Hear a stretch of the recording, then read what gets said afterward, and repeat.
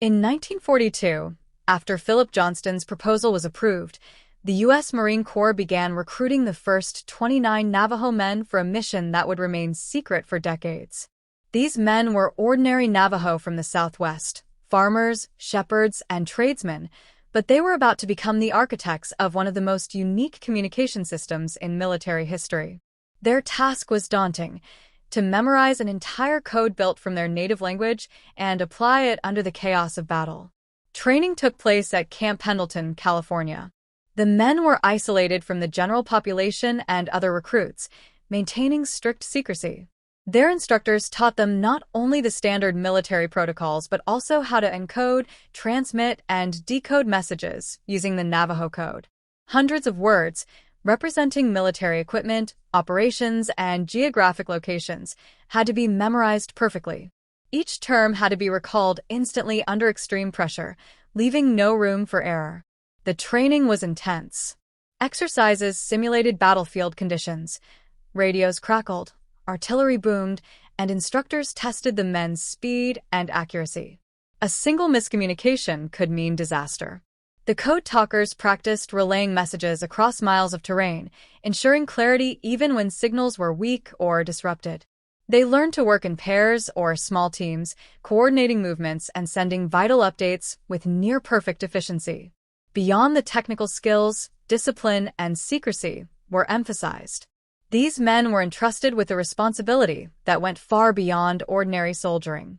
The success of entire missions could hinge on their ability to remember and transmit the code flawlessly. They were the first human machines capable of encrypting and decrypting messages instantly without any physical tools. One of the most remarkable aspects of the Navajo code was its speed. Traditional encryption systems, relying on machines or codebooks, often required hours to encode, transmit, and decode messages. In the heat of battle, those hours could mean the difference between life and death. But with the Navajo code talkers, messages that once took hours could be transmitted and understood in seconds. This speed transformed the battlefield. During amphibious assaults and jungle skirmishes in the Pacific, rapid communication was critical. Commanders needed to coordinate artillery strikes, troop movements, and supply deliveries under chaotic conditions. With the code talkers, a request for reinforcements, the coordinates of an enemy position, or instructions to change a plan could be sent instantly and acted upon immediately. The efficiency of this system gave U.S. forces a tactical edge that the Japanese could neither anticipate nor counter. The process was simple yet extraordinary. A code talker would hear a message, translate it into Navajo using the specialized code, and transmit it over a radio. Another code talker on the receiving end would instantly decode it back into English, ready for action. Entire units could respond in near real time, something impossible with conventional codes. This speed allowed for coordinated attacks across wide battlefields, precise artillery support, and rapid adaptation to enemy movements. The psychological effect on American forces was also profound. Commanders trusted that their messages would reach their units safely and quickly. Soldiers could act decisively, knowing reinforcements or orders were already on the way. For the Japanese, however, every intercepted transmission remained a confusing jumble of unfamiliar sounds, offering no actionable intelligence. They could hear American voices, but could not decipher their meaning, leaving them perpetually a step behind. Despite their best efforts, Japanese cryptographers were never able to break the Navajo code during World War II, and this failure would become one of the greatest successes in military intelligence history. The reason for their inability to decode the messages lay not in the complexity of the encryption itself, but in the unique nature of the code, a living language infused with cultural context and layered with symbols. For one, the Navajo language was virtually unknown to the outside world. It was spoken only by a small population of the Navajo people, and it had never been studied by any foreign government or intelligence agency. The Japanese had no pre-existing knowledge of the language, and there were no Navajo-speaking prisoners they could capture to learn the language. This was an immediate and insurmountable barrier. Even if the Japanese had somehow managed to capture a Navajo speaker, the second layer of the code, the symbolic and metaphorical transformation of military terms, was completely inaccessible. The words that the code talkers used for specific military equipment, like whale for battleship or hummingbird for fighter plane, had no direct equivalents in Japanese or any other language. These metaphors made the code even more baffling. The terms were culturally relevant to the Navajo people, but completely foreign to their enemies. On top of this, the Navajo code was dynamic and constantly evolving. No codebook existed for the enemy to find, and there was no key to crack. The code talkers had committed hundreds of words to memory, and their code was transmitted live, without any written trace. Even if the Japanese had managed to decode part of the system, they would have still faced a constantly changing landscape of codes, as the Navajo code talkers could modify and adapt the system in real time, depending on the needs of the mission. The Battle of Iwo Jima in February 1945 was one of the fiercest and bloodiest conflicts in the Pacific Theater. U.S. forces faced a heavily fortified island, with Japanese troops deeply entrenched in bunkers and tunnels. Communication in such a chaotic and deadly environment was critical, and this is where the Navajo code talkers played a decisive role. During the assault, the Marines had to coordinate complex movements under relentless enemy fire. Troop positions, artillery strikes, requests for reinforcements, and medical evacuations needed to be transmitted quickly and securely. Conventional codes, with their slow encryption and decryption, could not meet the demands of such intense combat. The Navajo code talkers, however, were able to send messages almost instantly, translating military terms into their native language and using the specially developed code system. Their speed and accuracy saved countless lives.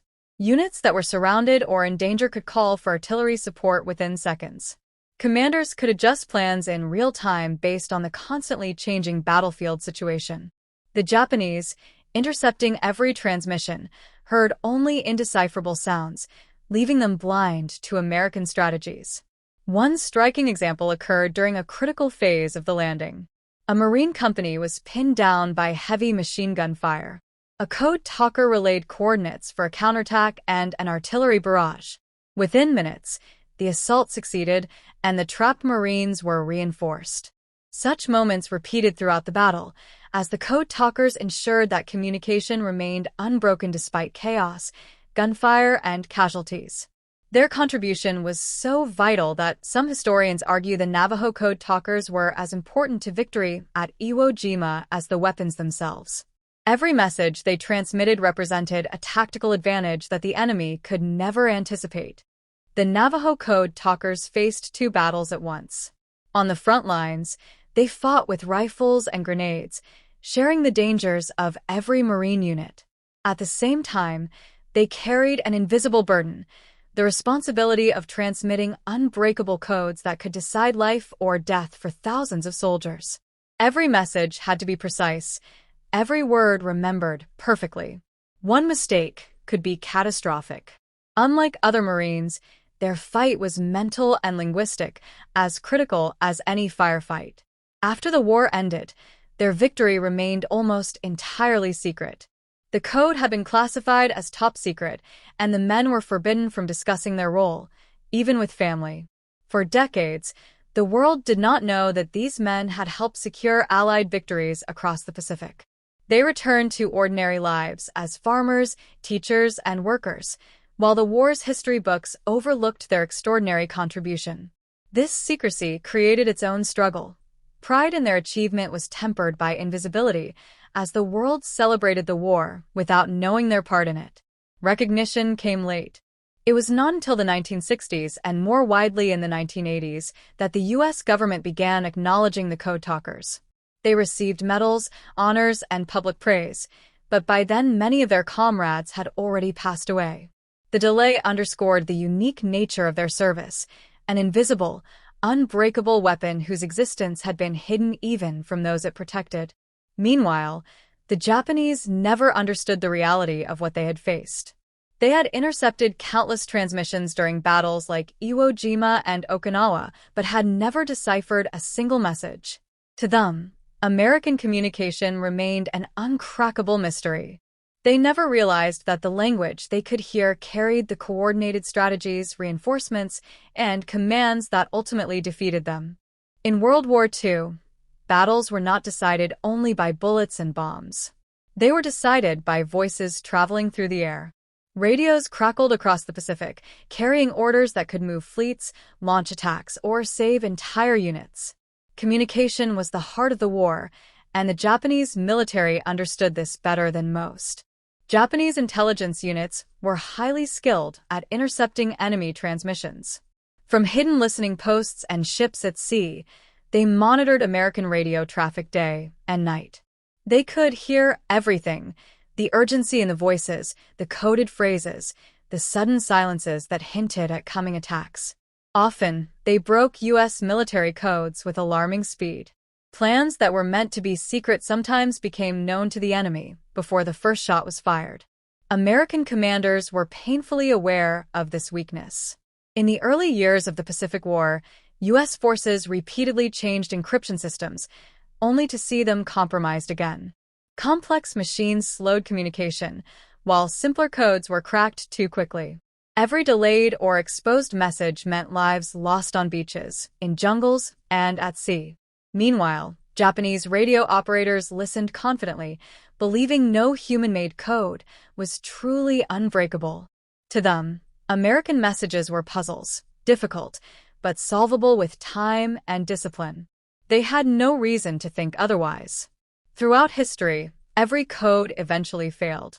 What the Japanese did not realize was that the Americans were about to abandon traditional encryption entirely.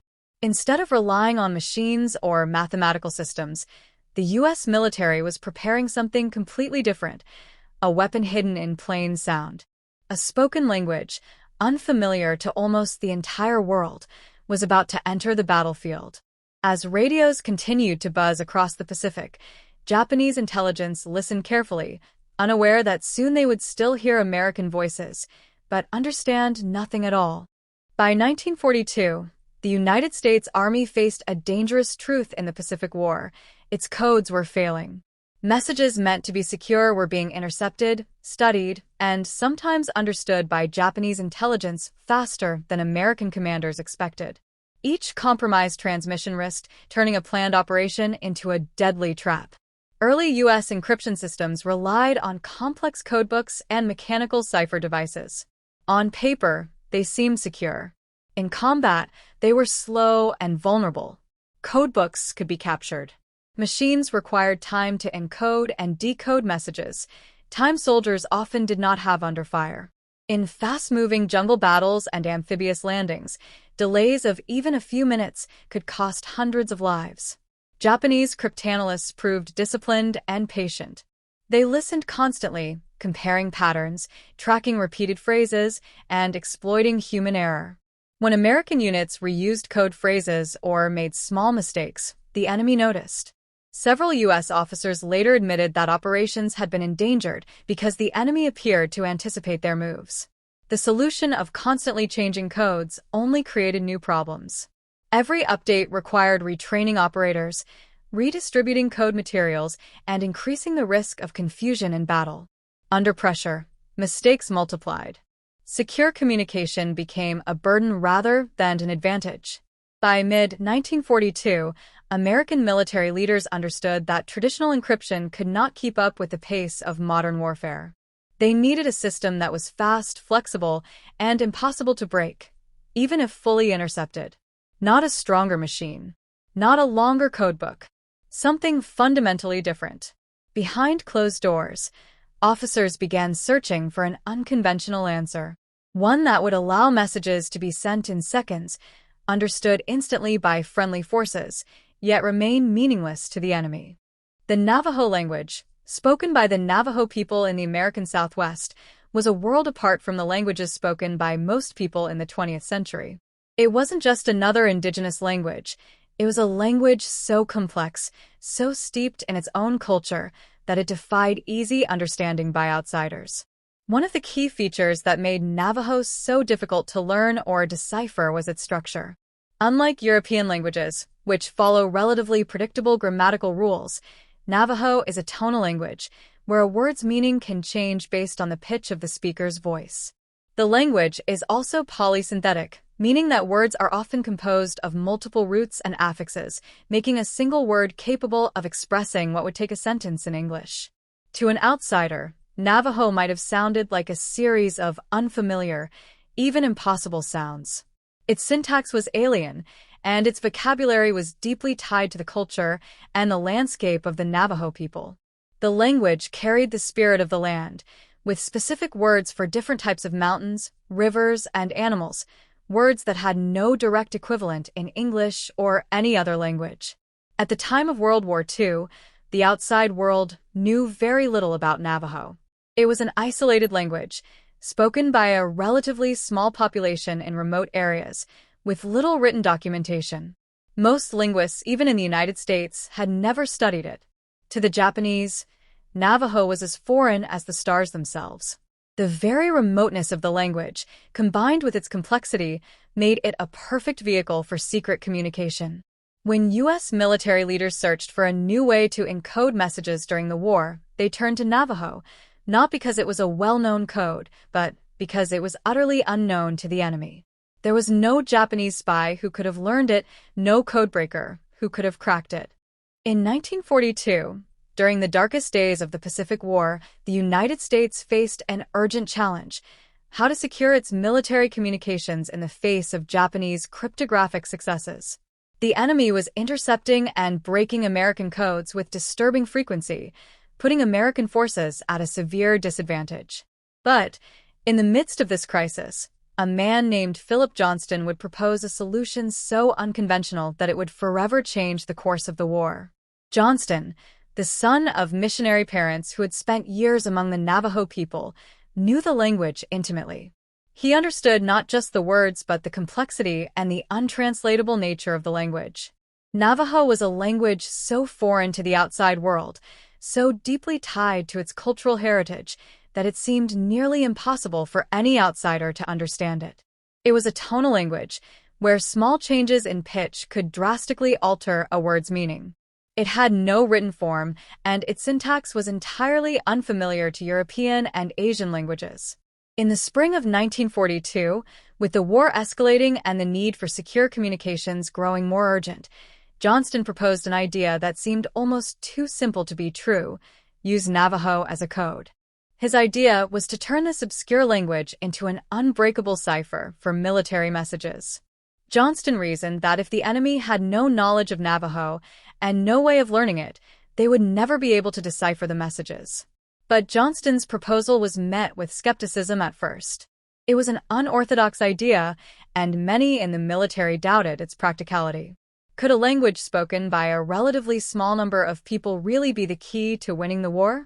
How could an entire military force learn to use this unfamiliar tongue? However, Johnston's persistence paid off. His idea was eventually presented to U.S. military leaders, who realized that this was no ordinary code. When the U.S. Marine Corps approved the use of Navajo in 1942, it quickly became clear that simply speaking the language would not be enough. If Navajo messages were sent as direct translations of English orders, patterns could eventually emerge. The goal was not secrecy alone, it was absolute confusion for anyone listening. What followed was the creation of one of the most sophisticated human-based coding systems in military history. The first group of Navajo code talkers developed a two-layer code.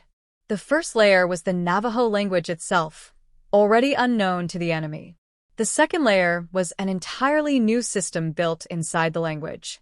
Common military terms that did not exist in Navajo were replaced with symbolic meanings. A fighter plane became a hummingbird. A battleship was called a whale. A machine gun was referred to as a rapid-firing weapon described through metaphor. To anyone intercepting the message, it sounded like poetic storytelling rather than military communication. Even the alphabet was encoded. Each letter of the English alphabet was assigned one or more Navajo words, often representing animals or natural elements. This meant that names, locations, and technical terms could be spelled out in multiple ways, preventing frequency analysis, a technique commonly used by codebreakers. No single word always meant the same letter. The system had no written manuals in the field. Code talkers were required to memorize hundreds of terms, sometimes under extreme pressure. If a code talker were captured, there would be no documents to seize, no machines to study. The code lived entirely in the minds of the men who spoke it. Speed was just as critical as security. A message that might take hours to encode and decode using traditional machines could be transmitted in seconds by Navajo code talkers. On chaotic battlefields, this speed saved lives.